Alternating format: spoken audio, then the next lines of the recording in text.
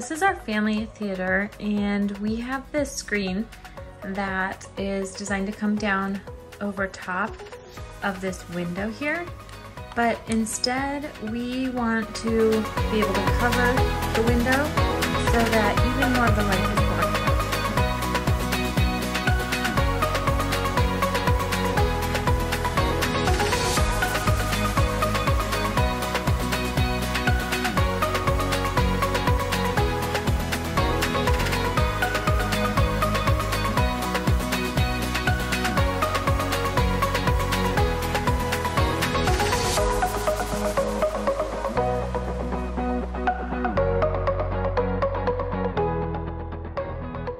This is so cool. You just take these nano adhesive patches and stick them directly onto the window and then apply the blind over top of it.